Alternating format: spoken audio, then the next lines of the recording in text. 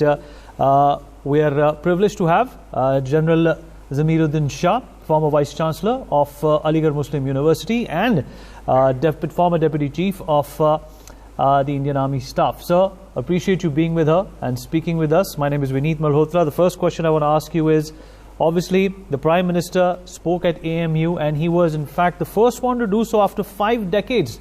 The last time a Prime Minister spoke at the Aligarh Muslim University was Lal Bahadur Shastri in 1964. How do you reflect upon this vast period of time which has gone by without the Prime Minister addressing AMU? Sir?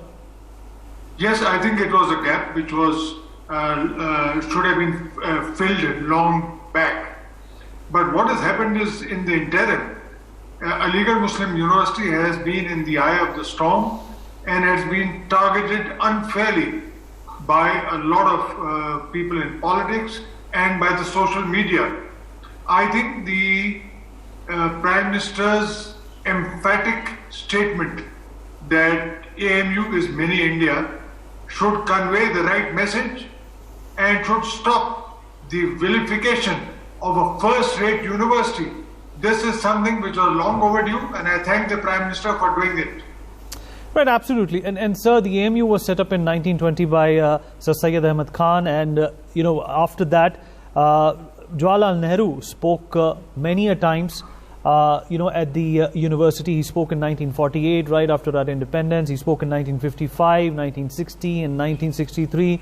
What explains this large gap? Why did not a Prime Minister visit the Aligarh Muslim University for so long? See, at the time of independence, Pandit Nehru held AMU as the epitome of what India stood for. He wanted to show that India is the university reflects what India is all about. Unity in diversity. And at that time, all heads of state, especially of Islamic countries, were shown AMU as the symbol of India's secularism. Right. Unfortunately, after some time, as I explained earlier, the university got a lot of flack. It got a lot of negative publicity by people who wanted to denigrate this very fine institution. And that is the very reason why none of the Prime Ministers felt it was worth the while visiting this institution. Right, absolutely. And sir, the Prime Minister also spoke about the bridge course. Now, this was a bridging course, which was fundamentally developed under your leadership, which is perhaps trying to bridge the gap between madrasas and modern education. Yes, I realized that we needed to do something for madrasa students. They are very, very hardworking. They are from poor backgrounds because their parents could not afford to send them to good schools. They were sent to a madrasa. And their madrasa network is all over the country. We needed to harness the energy and the knowledge of these students, but there was no way that could be done because they were only given Quranic teaching. That is something which I am dead set against. Madrasas must modernize and must give all-round education.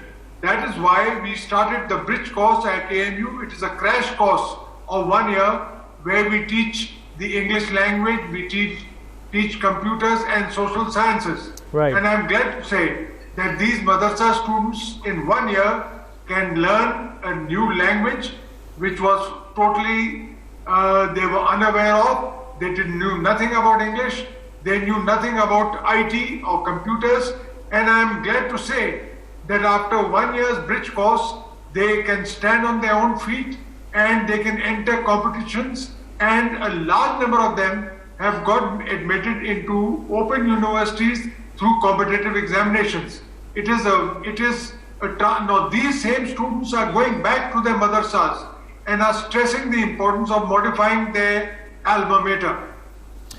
General Shah, the Prime Minister also spoke about rising above politics and focusing on development, focusing on modernization, focus on taking the country forward as Indians. How do you reflect on this, very virtuous and, very macro level, in fact, statement from the Prime Minister? He's trying to, in fact, tell all those people that, whatever differences you may have as a religion, as individuals, or as an ideology, but when it comes to the country, we are all part of the same solution. We are all part of the same problem. See, getting institutions of higher learning entangled into politics is something which is extremely harmful for the institution and for the students. The normal excuse given to me is that by dabbling in politics, we are training future leaders. I'm afraid not.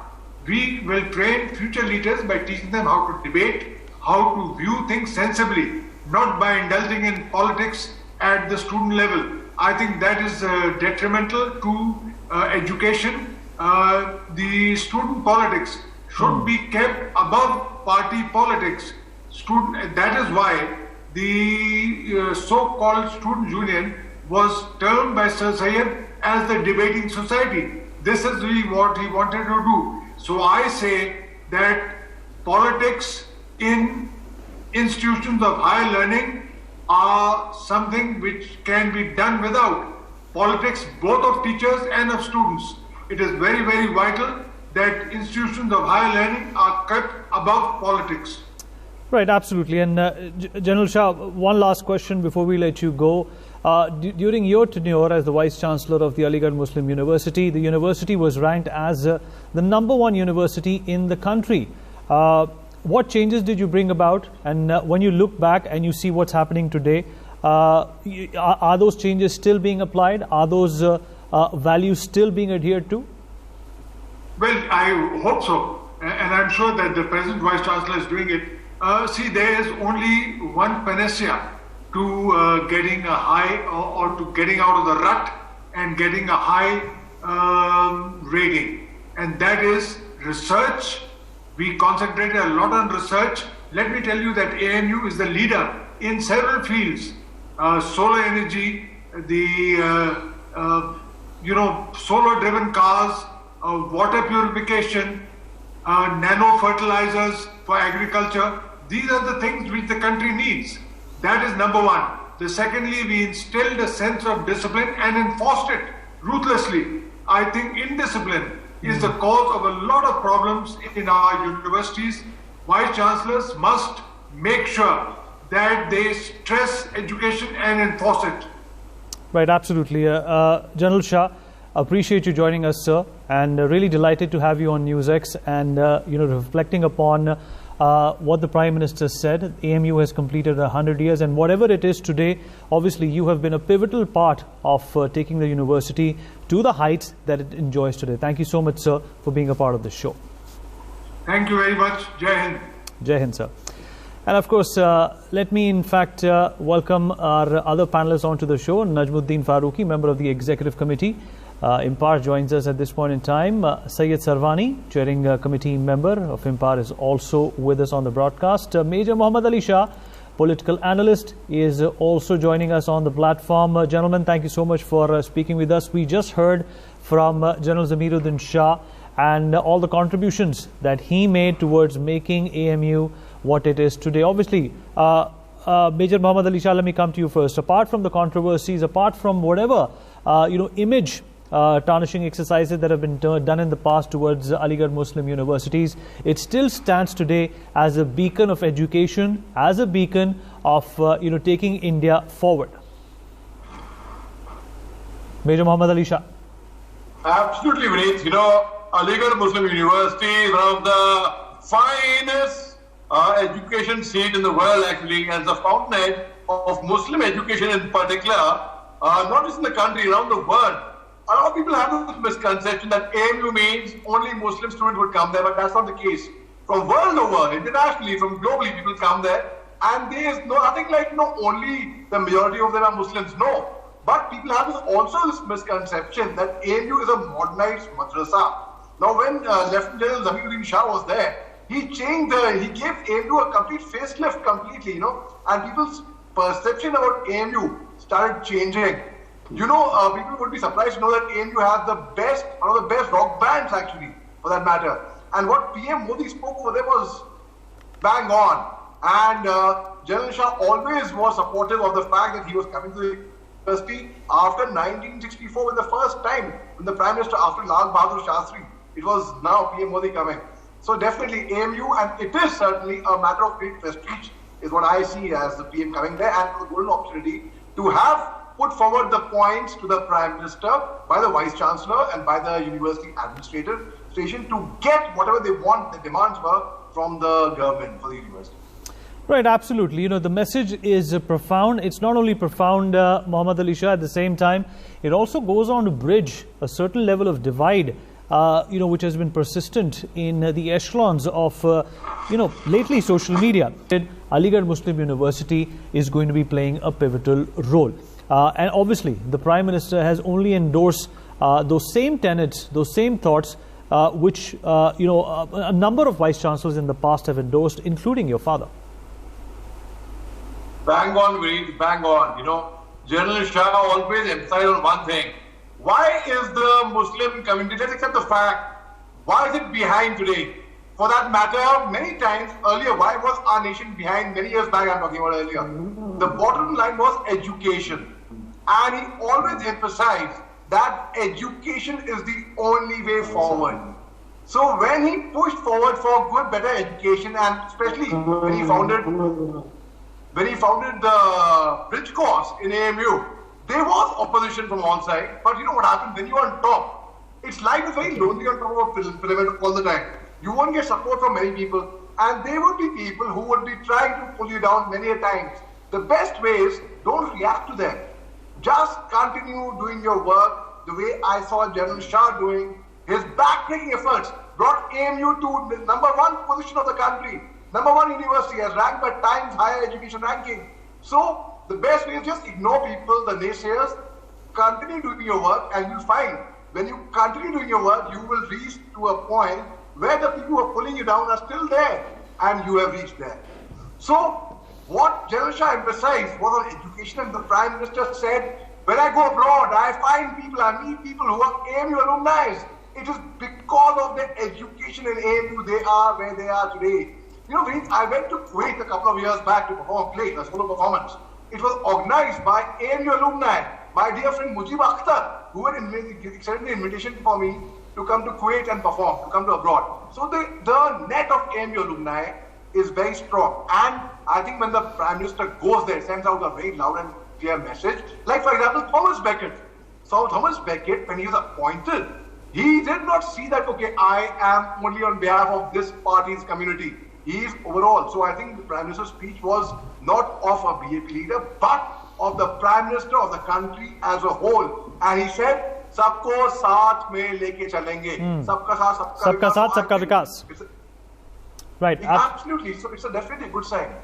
Absolutely, absolutely. Major Muhammad Ali Shah, you know, the Prime Minister also wants, you know, the people who aspire to go to AMU to understand that it is not something, you know, which is made for a particular community. It's for all Indians, be it architecture, be it engineering, or be it solar technology. You know, its role is pivotal in making sure that India gets to that bridge that General Zamiruddin Shah also spoke of. Absolutely, Vineet. You know, one thing when General Shah was the Vice Chancellor, he emphasized on the fact that, see, discrimination, bullying is a part and parcel of daily life. It will happen, but not against Muslims, not against Dalits. Against who? Against the weaker sect. Whoever's weak, whoever's lesser educated. Irrespective of the community, if you're lesser educated, so you've got to stand tall. If there are two people, one has got to be better than the best. So he always emphasized on that, and that's on the same line exactly when I heard the Prime Minister's speech. And I was like, wow, he is really speaking as like the Prime Minister, not as, you know, what people perceive of BJP ka sarkar hai. It's not, and it's about high time that our Muslims in India, they should, my Muslim brothers, I would appeal to them to forget about whatever grudges they had. Forget about it. Two wrongs don't make a right.